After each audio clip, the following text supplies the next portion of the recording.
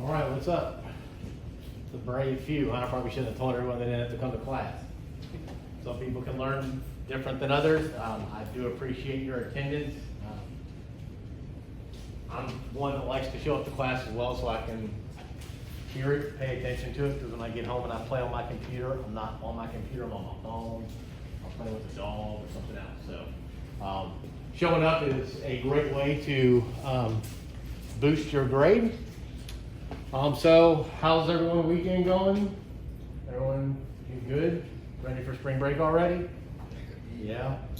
Now there's like a test coming up in like 5 class period or something already. But that's good though, because the smaller the material, the better chance we had to ingest that and get better.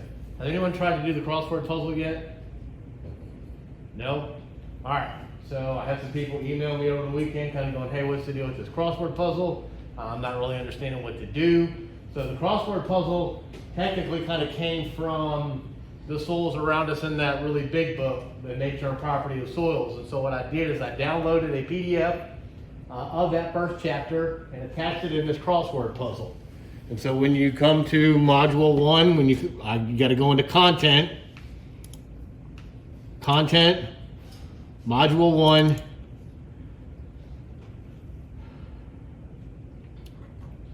this is the document with the clues. This is the reading. The clues are in the reading. Once you're done filling out the crossword puzzle, I would encourage you to print that and then fill that out just like you would a normal crossword puzzle.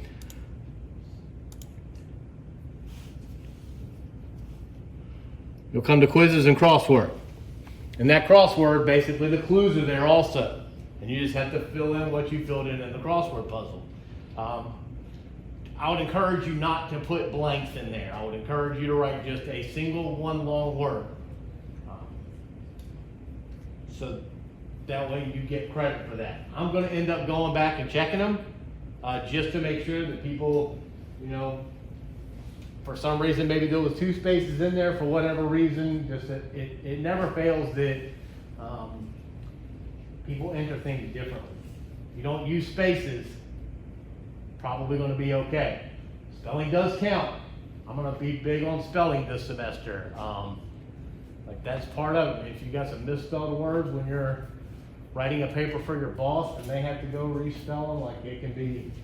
It's something that I'm going to harp on a lot. So make sure you're spelling your words right. Everyone kind of understand.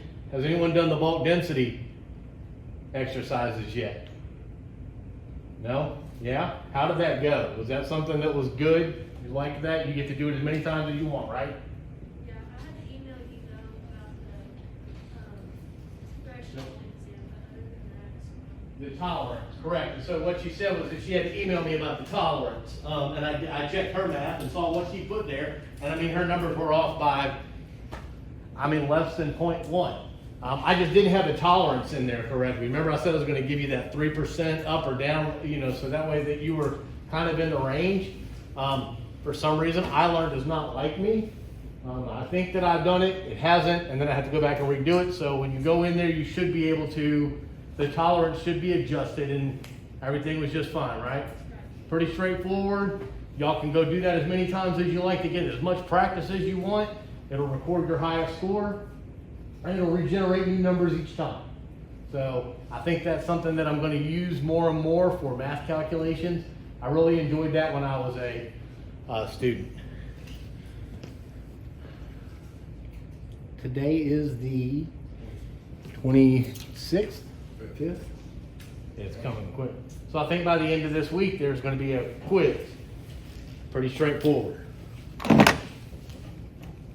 Once everyone takes the quiz, I'll open that quiz up and you'll be able to see the answers that you got wrong.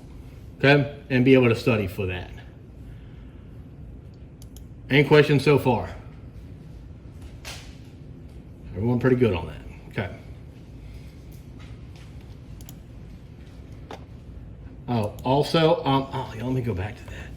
I hope I didn't exit out of that. I did.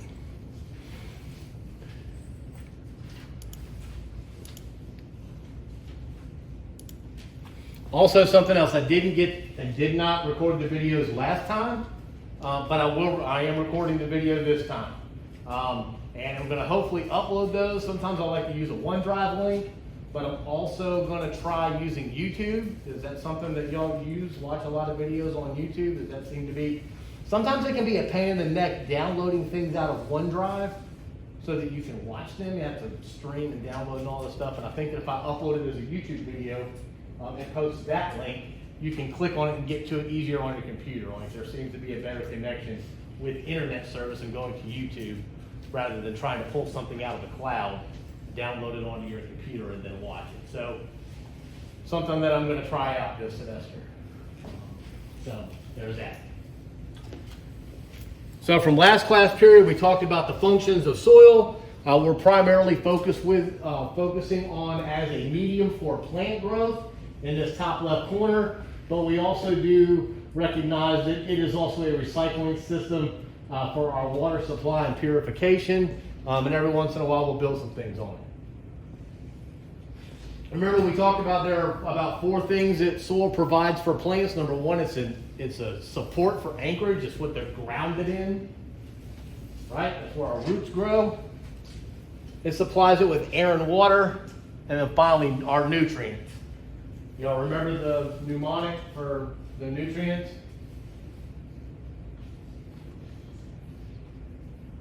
Go ahead, that's cool. So you got C. Hopkins Cafe far right. C. Hopkins Cafe, managed by my cousin, Mokul Nina. And I was just talking with Dr. Earhart this morning. If we go all the way back to this, you will see, where is it at?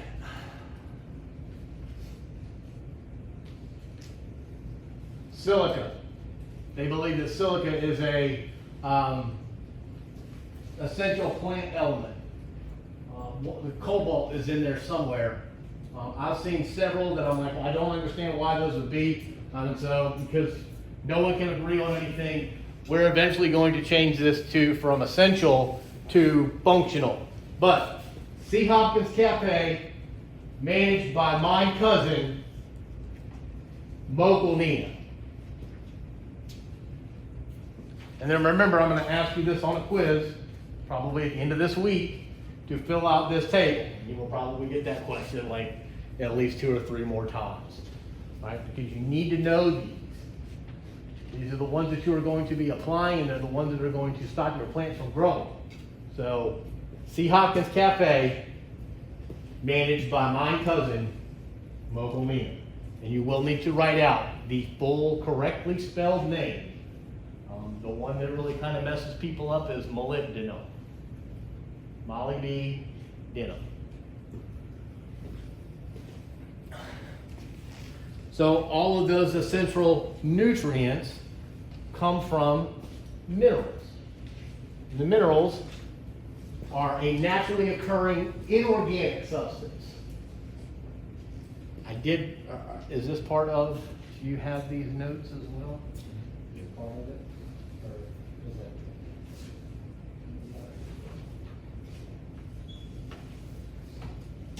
All right, cool.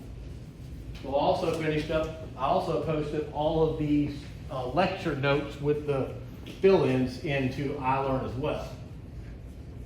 If I ever tell you that I upload something and you go to find it and it's not there, please tell me so that I can make sure that it's there. Like, sometimes I think I uploaded and it doesn't. If it's not there, just tell me. So it's an inorganic substance, meaning probably doesn't have much carbon. The most important thing about these minerals is that they have a definite and predictable chemical composition and physical properties. And some of those physical properties are streak. The shine that it has. I mean, once those minerals are broken down,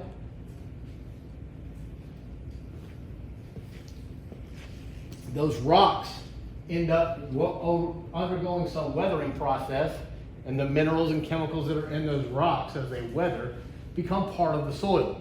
So that's where the C. Hopkins Cafe, managed by my cousin Mokul Nina, that's where we get those elements.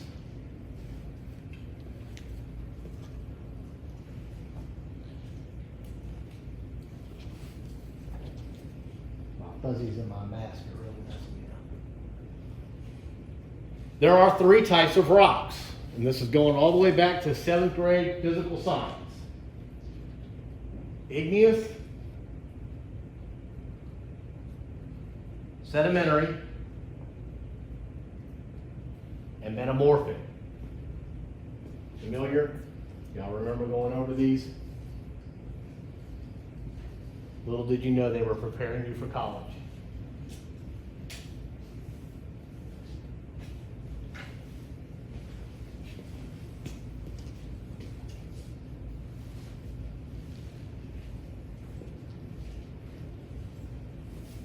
All good? All right, so the Earth's crust is made up of all of these things.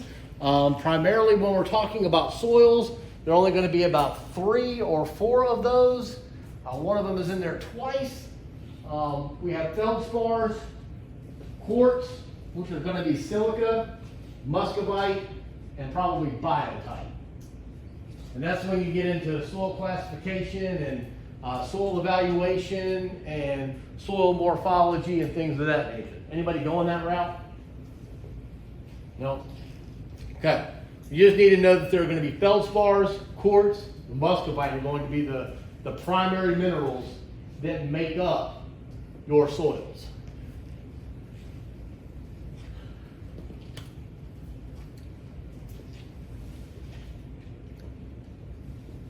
We get these from magma. Magma being inside the Earth's surface, and lava being outside of the Earth's surface. Big difference between those two. One is beneath the Earth's surface, one is outside of the Earth's surface.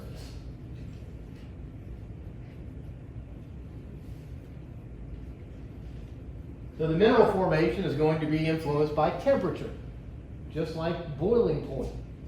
Each chemical has a different boiling point. Some are hotter than others, some are less than others. Pressure.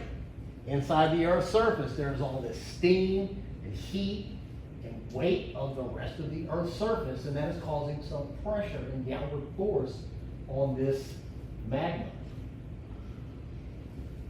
Time, how long it stays there, and then finally, which one of those ions, the C. Hopkins Cafe managed by my cousin Mokul Nina, are in those minerals that are eventually heated or undergo some pressure over time, form a rock that ends up being broken down into soil. I guess you could kind of think about that, those chemical nutrients almost being kind of like the DNA of the soil. And each soil is going to be different. If you ever get into a situation and you can't understand why something happened in some research or how come it's different over here and over there, soil variability. And it took me a long time to understand that. I'm a very straightforward scientist. Like, I can see trends and all this stuff, and I kind of go, well, that doesn't make any sense. How come, Doc? And he said, that's easy, soil variability. Well, you mean that's the answer? And it's like, well, we don't have another one, so we're just going to chalk that up to soil variability. Because each rock and mineral, just like each one of us, are different. We each have a different hair color, different eye color, different chemical makeups, different body types, and so the same thing happens with the formation of this soil from the rocks and minerals. This Melton's reaction series is basically just saying that as the temperature of the melt decreases, is going to each one of these different chemicals, or each one of these different minerals, form at different temperatures. Right? So it's going back to that last one, is that the temperature and that pressure are going to form different chemicals because the structure is different. The makeup is different. Some of you might have dealt with Mohs hardness scale, kind of like the thing in middle school or maybe high school, where we took we all know that a diamond, or hopefully that a diamond will cut glass.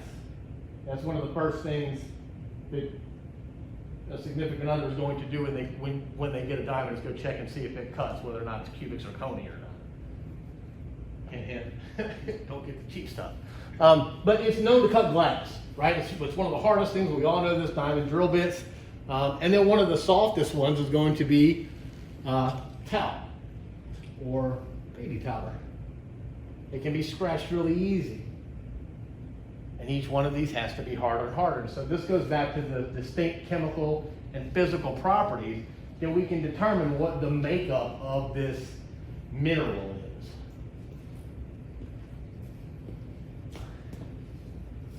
For the rock cycle, which you will need to know for an exam. So first we have magma that comes out of the earth and turns into lava. Right. It undergoes some cooling process, and as it cools, remember the Bowens reaction series, it's going to form some mineral. It's going to be an igneous rock of some sort. So it will crystallize and form this grain of sand.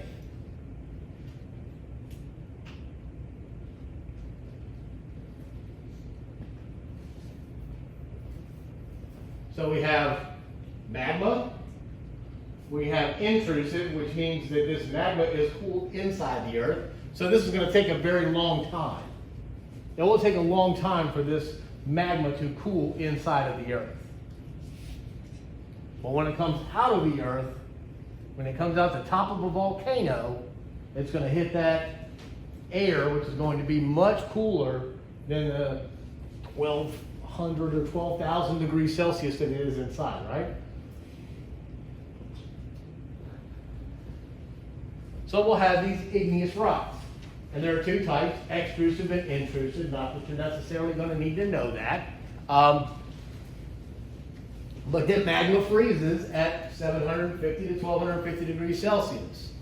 So again, it's that temperature, and each one of those is going to be different. Each chemical makeup is going to change when that melts, or when it cools, at what temperature.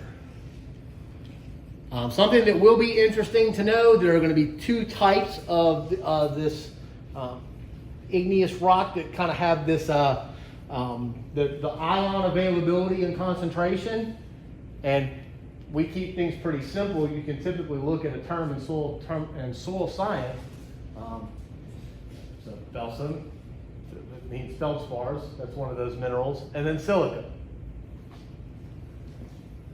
Next we have mafic, so magnesium and iron.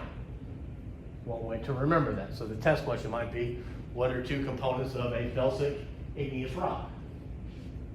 Feldspar and silica. Or a mafic rock would be magnesium and iron.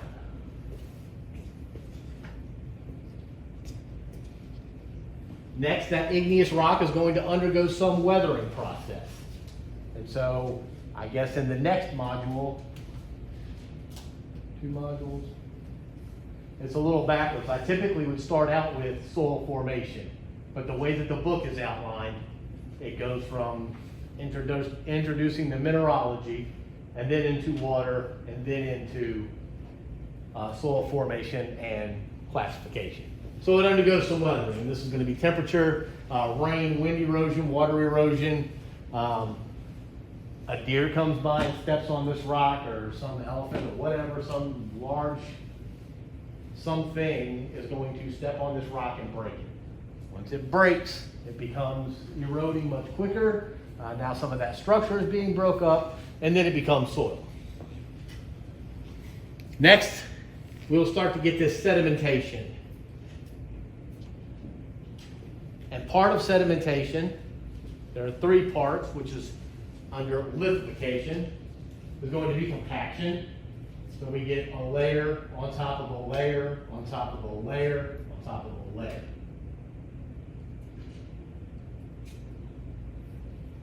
Next, we'll get cementation, which means that although those layers are being formed, there's still some space in there, and that will settle out and shake a little bit, and we'll get some vibration or some other particles that come in and fill that up, and they will become cemented. and then finally that will crystallize into a mineral.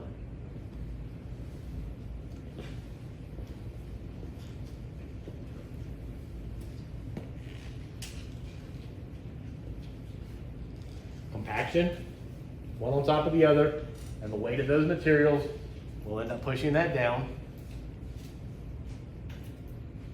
Something will fill in those spaces and make that one solid piece.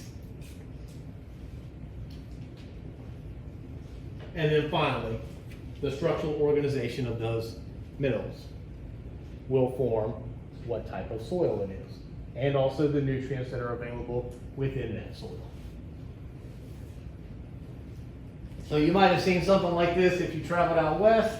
This is probably something you might be more familiar with. You can probably find this in some field somewhere, or I guess when I think about that, it's kind of like when you look at a piece of concrete, it's got the rocks and it's got all these other different types of sizes of gravel and things of that nature.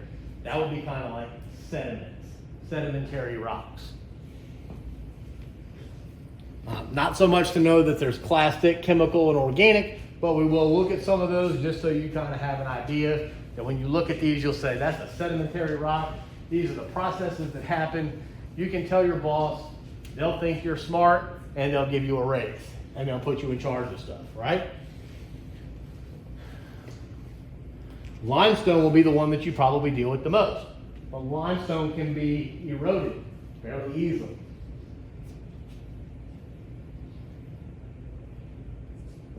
When I think of limestone, I'm thinking of shells and bones. I don't think of fecal debris, but whoever made this image believes that it is. And then finally, coal, organic sedimentary, the remains of the plants and animals.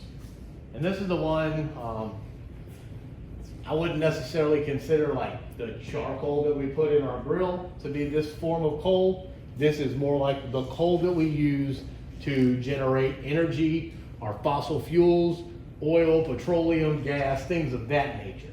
So it's been buried for just millions of years. We dug this out, and it now has these carbon properties that can be used to create some energy for it.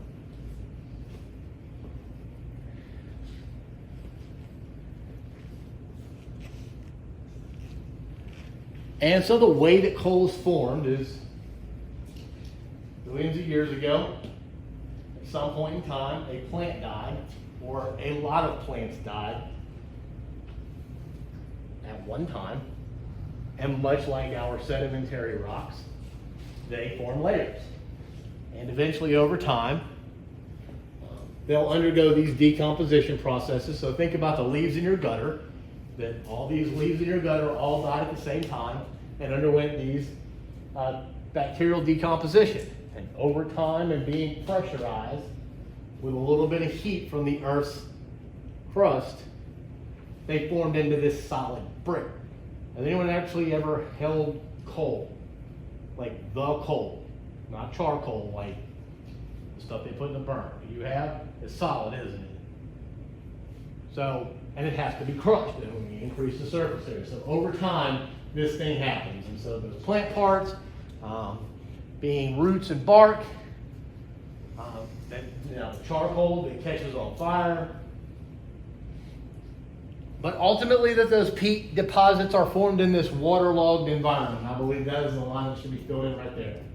Where the debris accumulated. And so if it's waterlogged, if we have water filling the pore space, what type of system is that? Aerobic or anaerobic?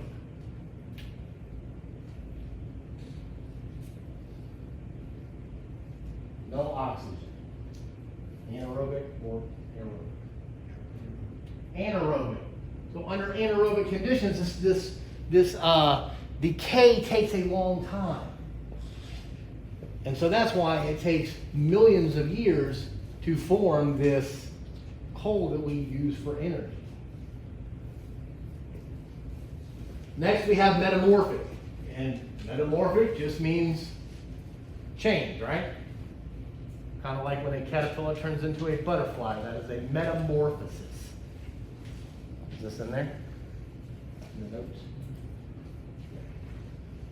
So we have cooling, we had the magma come out and turned into lava. The lava cooled and underwent crystallization. We have a weathering process. This lithification made up of compaction, cementation, crystallization to form some sedimentary rock. The sedimentary rock undergoes some heat and pressure to form an alternate mineral.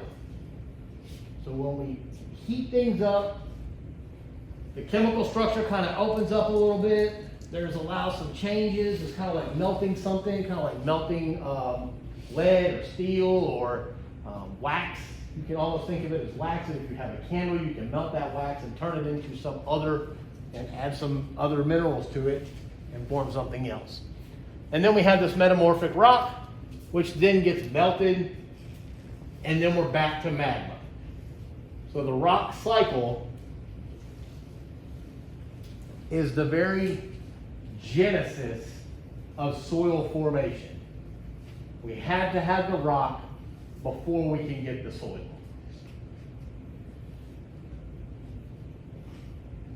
Everybody pretty clear on this? Pretty straightforward. What are the three types of rocks?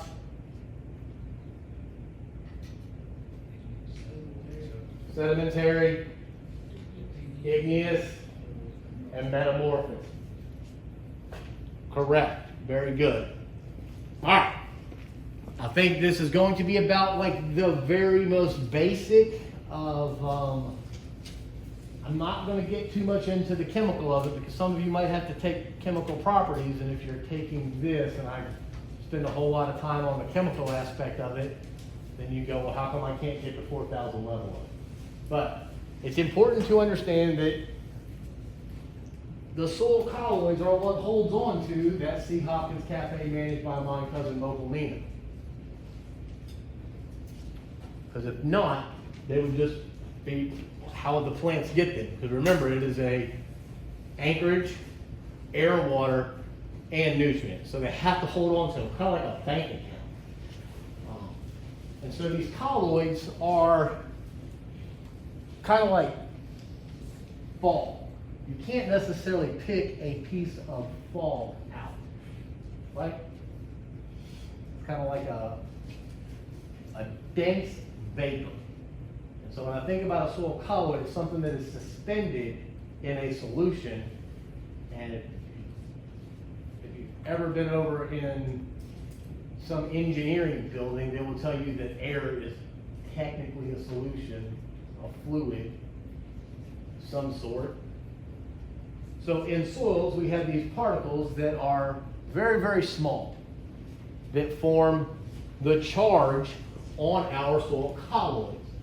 The most important thing to know is that the overall net charge of soils is negative. And you want that to be the case. Because if you have a positive soil, you don't have very many plant essential nutrients in it.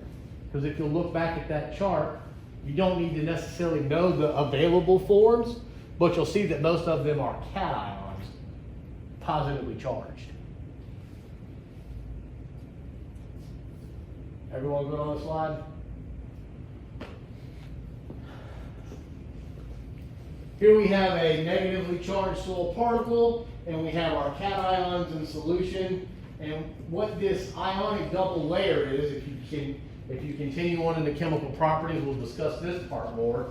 But there can be this change between these two. So think about it kind of like back before COVID, when we would all kind of go to a concert. And we all didn't just file in there very uniformly like in the military where you're exactly this much apart from each other. Everyone was kind of vying for their own spot, right? We're all trying to get through the door. I want to be in there first because I got to get to the front of the stage. Once I get to the stage and I'm up close as possible, standing room only, like I don't just hold my spot. There's movement back and forth, and someone might bump into me, and I'll step up and get a little closer so I can get a video with my phone. The same thing with these cations and anions. This structure does not stay the same. There will be this movement of cations and anions up to that soil colloid. Does that kind of make sense?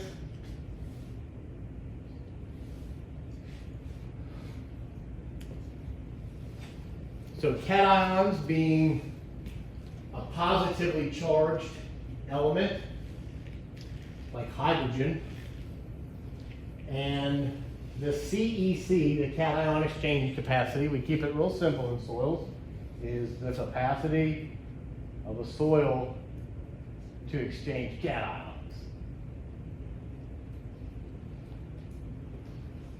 And cations will only exchange with negatively charged material, much like magnets. So if you have a negatively charged particle and a positively charged cation, there will be some attraction. I did not bring tape.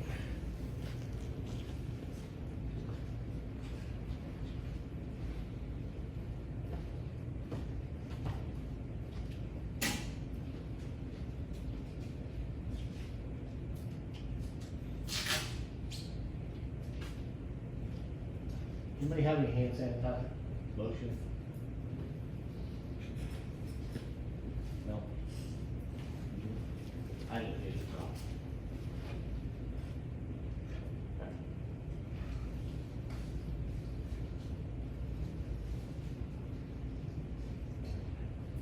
I forgot to bring mine. Everyone good here to understand that positive to negative? Negative to negative, and anion cannot be exchanged to a negatively charged soil particle, right? But we need those anions because phosphorus and sulfate and nitrogen and chlorine are all part of C. Hopkins Cafe, managed by my cousin Mokel Nina. I'm gonna hate that saying by the time the quiz comes around.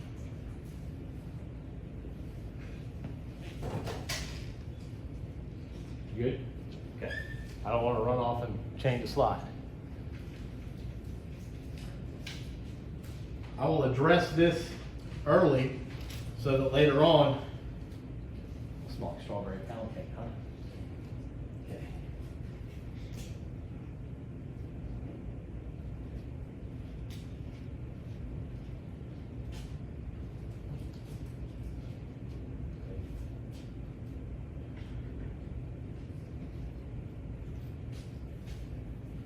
Adsorption with a D. I'm going to do this in front of this screen so that I can make sure that I show them. Adsorption with a D. If my finger is a negatively charged soil particle and this piece of tape is positively charged, adsorption means that it can desorb off of my finger onto the computer screen. And then it can be desorbed and adsorbed back to my finger. So kind of like tape. And because we have positive and negatives all over the place, that we will have this movement of these chemicals. Adsorption with a D can be exchanged. And so that's anion and cation exchange capacity. What I have here in my hand is some strawberry shortcake hand sanitizer. Graciously donated by Miss Reed. And so when I rub that hand sanitizer into my hand, I cannot get that back out of my hand and put that back into the container. It is ab with a B, absorb into my skin. And plants absorb nutrients into their cells. But adsorption happens in the soil. It is attraction from one to the other. And this can happen among several soil particles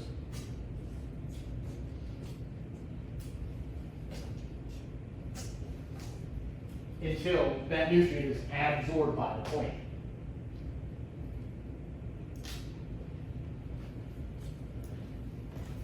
That's one of those spelling terms. That's one of those spelling terms that when we get along later on down the road, when we start going over nitrogen cycle or some other something, and you say absorption in the soil, that is incorrect. If you say adsorption with a D, that is correct. Adsorption is in the soil, absorption is into the plant.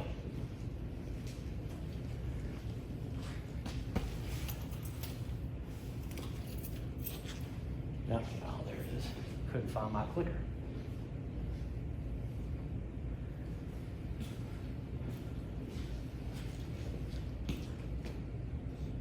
Oh, come on. I want to watch that.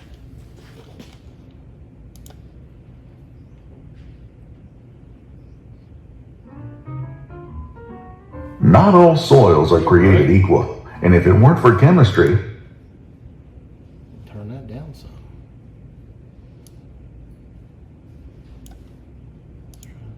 able to grow many crops here, Much better. nor here, nor here. It's like this. Soils are composed of sand, silt, clay, and organic matter. Some have more sand, others more clay. Each soil's unique blend determines its color, texture, and storage capacity for nutritious chemicals. Although incredibly small, nutrients still need their space. And by space, we mean the area surrounding the soil's tiny particles. Keep in mind that surface area is not the same as particle size. For example, clay particles are tiny compared to sand, but they have more than 1,000 times as much external surface area as the particles in an equal volume of sand. However, if a nutrient just sits there unattached, it will likely leach out from the soil when it rains and will not be available for plants. Remember that time when you rubbed a balloon on your best friend's hair and stuck it to a wall? Well, a similar phenomenon occurs in the soil. Through their electrostatic energy, nutrients cling on to clay particle surfaces. Nutrients like calcium, magnesium, potassium, and ammonium are all positively charged chemicals, or cations. And as it turns out, most clay particles and organic matter in soil are negatively charged. So, many nutrients are positive and particles are negative. Perfect. In chemistry, as in romance, opposites attract. Good. No more leaching. But like the balloon on the wall, the nutrients are only temporarily held. In fact, there's actually a shell of water molecules that forms around the cation, preventing it from bonding permanently. This shell is often called a hydration sphere. But that's a whole other video. So, back to cations. Basically, if a plant wants a nutritious cation like potassium, it will need to exchange it for another cation or cations of equal charge. Luckily, plants produce hydrogen cations that they can exchange. One hydrogen cation for one potassium cation. Easy enough. But for nutrients with a positive charge of 2, like calcium, 2 hydrogen cations are needed. The higher the positive charge, the harder it gets to exchange or trade cations. That's because a cation with high positive charge and small size is preferentially held by the soil over those with lower charge or larger size, meaning that a large cation with a positive charge of 1 will be the first to be released. A divalent cation, having a charge of 2, will be released more easily than a cation with a positive charge of 3. Whether they are held tightly or not, the nutrients are available to the plant in exchange for other cations. Not all nutrients are cations, however. Some are actually negatively charged compounds, or anions. Since anions, like nitrate or sulfate, have a negative charge, they are unable to attach themselves to negatively charged particles and, as a result, leach out when watered. Of course, all soils are different. There are soils in the tropics, for example, that have positively charged soil particles. And in that case, it's the anions, not cations, that are held temporarily and then exchanged with other anions. Most soils, however, have negatively charged particles.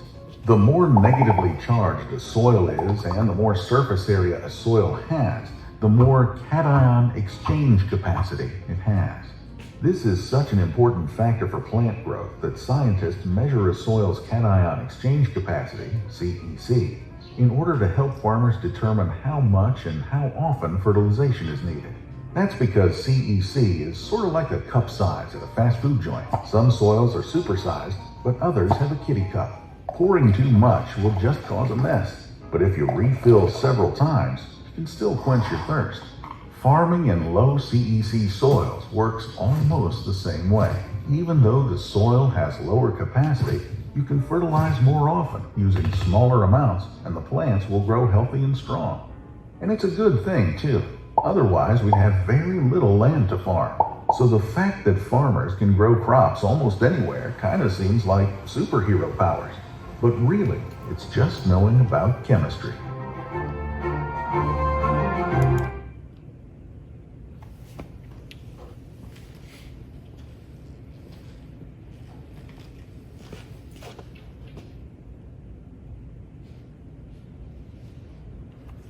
I had a student send me that. I was like, you know what? That's everything I've been talking about. I was like, okay, at least I'm on the right track, right? And sometimes when you can see it like that, she was like, I totally get it now. I spent a week trying to explain it to them, and she said this made sense. And so I thought maybe that would help out a little bit. So knowing the soil type, when he was talking about the low CEC, knowing what soil type you have is going to help you determine how to manage that land. Do you need to have multiple applications or spoon feed this crop? Or do you have a smectite or a vermiculite? They can hold on to a lot of those nutrients. Do you have a supersized cup or a little small one? You probably won't run into too much with the non-crystalline silicates. Allophane and immogolites, those are going to be more for kind of our volcanic. And when we get into soil orders and things of that nature, we'll discuss those then. In that video, they mentioned that in the tropics, under highly weathered conditions, anybody from Georgia or close to Georgia? Been to Georgia? Yeah? Y'all know the red dirt, like the red clay? Highly weathered soil. It's hot in Atlanta and it rains during the summertime. But anyhow, so it undergoes those changes and all those minerals have been stripped out of it. And the only thing that's left are aluminum and iron. And what happens when you leave iron outside for a long time? It rusts, and that's where the color comes from. That's why that soil is red, because the iron rusts. Iron oxide. Then also we have organic matter that has both CEC and AEC, but that charge is always, yes sir. A question about, so the video said that most soils were negatively charged, and it showed like the tropics, like Cuba and all them have positive charged soils. Is that most islands have positive charged soils? So they have more positively charged soils, and so you start to get on that. So the question and the answer, the video said that most soils are negative, but in the tropics they have positive soils. Those soils are more positive. I guess something that really kind of got me when I was going through soils was this term of more alkaline and more acidic, but we're really only talking about a shift. Just a shift, and I'll get that. Because those aluminum and iron oxides, aluminum is Al3+, and iron is Fe3+. And we're going to go over isomorphic substitution, and you'll see where the charge changes. So what they're saying is that it's more positive. Is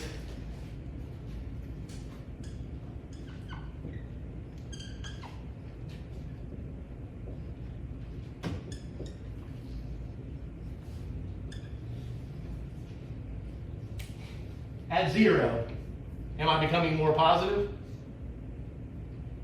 Compared to 0, I'm going positive 1. I'm becoming more positive, correct? So if I go this way, what about the -5? And I went to -3. I'm becoming more positive, right? It's still a negative number, but it's becoming more positive. So when I go this direction,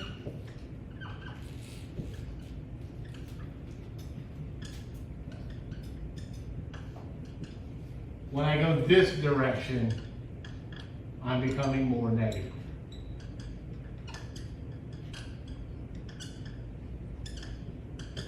Even though 5 and 3 are positive numbers. I'm still going more negative. It's really weird, but it's one way to more accurately describe the change. Still positive, it's just becoming more negative. And so when we have AL3 plus and FE3 plus, I just escaped out of that.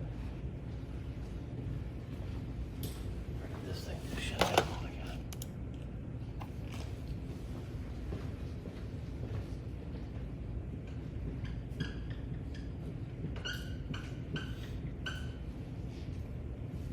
If the soil is more dominated by these two cations, the charge is going to be less negative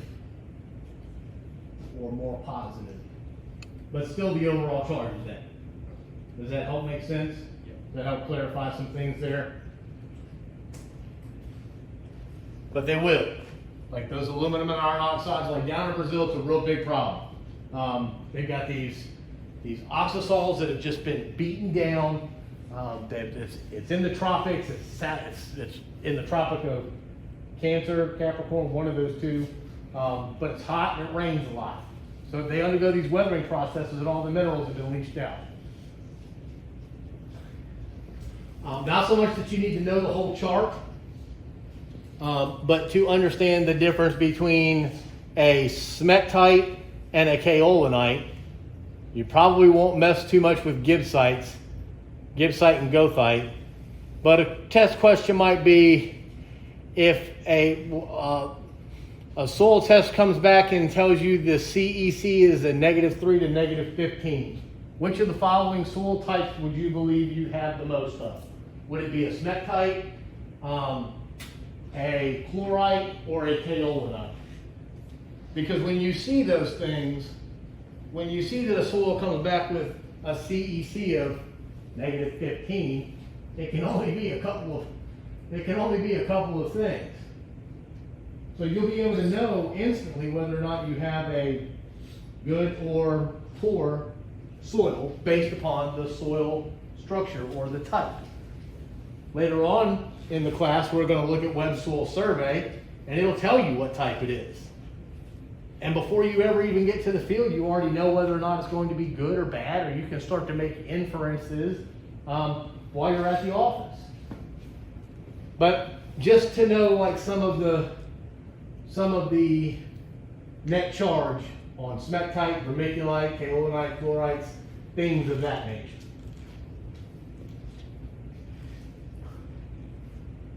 I think we're going to call it right there. Okay. We'll pick up on this on Wednesday, and that should get us to at least quiz 1. So we need to kind of memorize that chart. No. I would know that smectite has a net charge of about -80 to -150. But I don't care that you know what the surface area is. By the time we get done with this, you'll know that there's only one 1-to-1 silicon up there. So that's a pretty easy test question, isn't it? And then guess what? All the other ones are actually going to be 2-to-1. So it's not necessarily that you need to memorize which one is a 2-to-1. Because once you know the kaolinite, it will only be only 1-to-1. Right. But understanding and knowing the net charge, you do need to put those two things together. And if you kind of notice, the net charge and the surface area have this kind of correlation going on with them, don't they? But I would never ask you what the surface area is. Right. Okay? Yeah, no, the only chart you need to memorize is C. Hopkins Cafe, managed by Montez and Local Maintenance. Last time.